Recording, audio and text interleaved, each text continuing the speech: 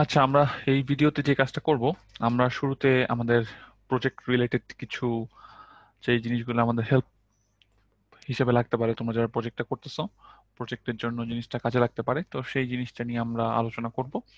তো শুরুতে যে জিনিসটা একটু দেখার চেষ্টা করি, সাপোজ একটা জিনিস তোমাদেরকে পড়াইনি, সাপোজ ইনটু stdio.h, তুমি বললা স্যার একটা ফাংশন লিখি ইন্ট মেইন, এবং এর ভেতরে আমি একটা জিনিস বললাম integer A B C, integer A B C, তিনটে ইন্টিজার নিলাম এবং তিনটে ইন্টিজারে সাপোজ তুমি ভ্যালুগুলো ইনপুট নিয়ে নিলা। তো ভ্যালুগুলো ইনপুট নেওয়ার জন্য percentage D, percentage D, percentage D, and percent and percent B and percent C. এখন তুমি বললা স্যার আমি একটা ফাংশন লিখি, কি ফাংশন লিখতে পারি? এই ফাংশনটা লিখি, নাম হচ্ছে ভয়েড ফাংশন, সরি ভয়েড না, ইন্টিজার রিটার্ন করে দিই। ইন্টিজার ফাংশনটার নাম হচ্ছে ম্যাক্সিমাম, এবং এ কি করে, এ হচ্ছে তিনটা ইনপুট দিলে তিনটা ইনপুটের ভিতরে যেটা বড় সেটাকে রিটার্ন করে দেয়। তাহলে আমরা যদি বলি if x greater than y and x greater than z, তাহলে কি বলা যায়? তাহলে বলা যায় return x। দেন এছাড়া বলতে পারেন else if y greater than x and y greater than z, যদি এটা হয়, এটা হলে return y, এবং এগুলোর একটাও না হলে আমরা বলে দিব, যদি এগুলো ছাড়া আরেকটা হয় তাহলে else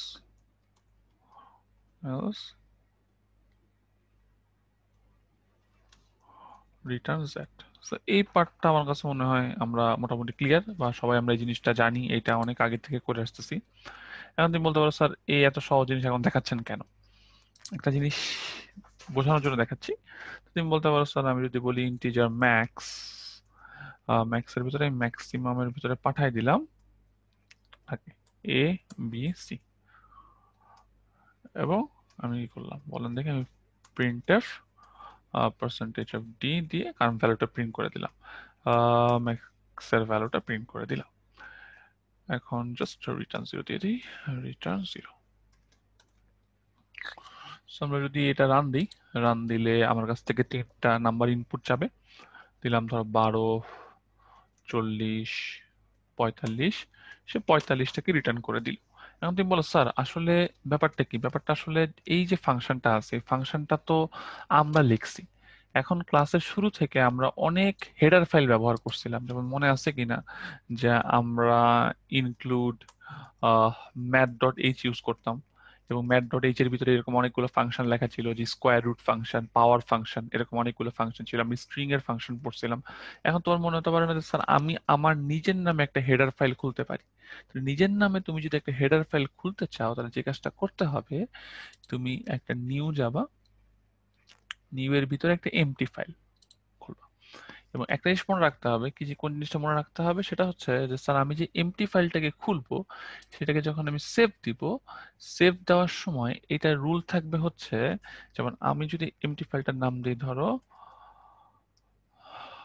মাই হেডার ডট এইচ, আগে আমরা ডট সি দিতাম, এখন আমাদের কি দিতে হবে বলেন দেখি, ডট এইচ ইউজ করতে হবে, ডট এইচ, এটা ভুল করা যাবে না। এখন ধর আমি হেডার ফাইলে কি করলাম, দাঁড়া এক সেকেন্ড, আমি একটু কোডটা ওপেন করি, দেখো আমার মাই হেডার ফাইলটা চলে আসছে, মাই হেডার ডট, আমি এই কোডটাতে একটু দেখি, দাঁড়া এক সেকেন্ড, কোড থেকে দেখে ধর আমি এই ফাংশনটাকে কপি করে নিই,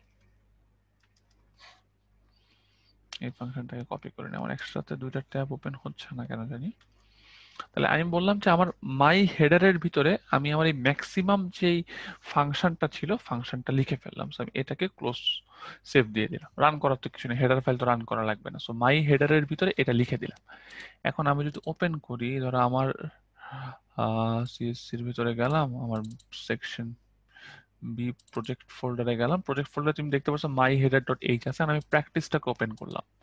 এখন প্র্যাকটিসটার ভেতরে তুমি বলে স্যার আমি এগুলো মুছে দিই, এগুলো মুছে দিয়ে আমি বললাম হচ্ছে ইনক্লুড মাই হেডার ডট এইচ। এখন তোমার যেটা হলো, এই যে তুমি যে ফাংশনটা লিখছো, এই ফাংশনটা কোথায় আছে? এই ফাংশনটা মাই হেডার ডট এইচ, তুমি নিজে একটা হেডার ফাইল লিখে ফেলছো। এখন জাস্ট তুমি যদি এইখানে ম্যাক্সিমাম রান দাও, সে ওই হেডার ফাইল থেকে কাকে নিয়ে নেবে? হেডার ফাইল থেকে ওই ম্যাক্সিমামটাকে কল করে ফেলবে। সো তুমি চাইলে তুমি তোমার এরকম হেডার ফাইলগুলা তুমি চাইলে লিখতে পারো, বা তুমি তোমার হেডার ফাইলের ভিতর তুমি তোমার সব ফাংশনগুলোকে পাঠিয়ে দিতে পারো। এবং হেডার ফাইলগুলো অবশ্যই মনে রাখতে হবে, আমি যে ফোল্ডারে কাজ করতেছি, তুমি যদি লক্ষ্য করো, আমি এই প্রজেক্ট ফোল্ডারটায় কাজ করতেছি। প্রজেক্ট ফোল্ডারটার ভিতরে আমার কোডটা আছে এবং হেডার ফাইলটাও এখানে উপস্থিত থাকতে হবে। হেডার ফাইলটা উপস্থিত থাকতে হবে। হেডার ফাইল লেখার নিয়ম কি? আমি যখন কোডটাকে সেভ করব, আমাকে ডট এইচ দেওয়া লাগবে। এখন যদি আমি কোডটাকে রান দিই, একটু মনোযোগ দেন। কোডটাকে রান দিলে এখনো আপনার কাছ থেকে তিনটে ইনপুট চাবে, ধরেন বললাম 12, 13, 14, এবং দেখেন এদের মধ্যে বড় 14 চলে আসলো। তো তুমি চাইলে তুমি তোমার যত ফাংশন আছে, ফাংশন গুলাকে চাইলে কিসে লিখতে পারো? তুমি চাইলে তোমার ফাংশন গুলাকে হেডার ফাইলের ভিতরে লিখে রাখতে পারো। তো আমি এটা আবার ওপেন করে দেখাই আমাদের হেডার ফাইলটা কেমন। তো হেডার ফাইলটা যদি আমি ওপেন করি, ধরো আমার এই যে হেডার ফাইলটাকে ওপেন করলাম, দেখো শুধু হেডার ফাইলটার ভিতরে কি আছে? শুধু হেডার ফাইলটার ভিতরে আমার ফাংশনটা লেখা আছে। তো তোমরা চাইলে হেডার ফাইলগুলোকে কল করতে পারো। বাট একটা জিনিস একটু মাথায় রাখবা, সেটা হচ্ছে যে আমরা যখন নর্মালি ফাংশনগুলো লিখছিলাম তখন আমাদের এইভাবে দিতাম, কিন্তু তুমি যখন নিজস্ব কোনো হেডার ফাইল ব্যবহার করবা তখন কিন্তু এরকম কোলন ব্যবহার করতে হবে। সো কোলনের এই বিষয়টা একটু ভালো করে আমার মনে হয় প্রত্যেকের জানা থাকা দরকার, বা যাদের প্রজেক্ট একটু বেশি বড় হয়ে যাচ্ছে বা কোডটা অনেক বেশি ফাংশন হয়ে যাচ্ছে, আসলে বোঝা যাচ্ছে না, তারা যে কাজটা করতে পারো, তাদের যত ফাংশন আছে ফাংশনগুলোকে একটা হেডার ফাইলে পাঠিয়ে দিতে পারো। আমি জানি অনেকের কোড একটু বড় হয়ে যাচ্ছে, তারা এই পার্টটা এখান থেকে দেখতে পারবা। সো আসলে আমরা নেক্সট যে জিনিসটা নিয়ে দেখবো,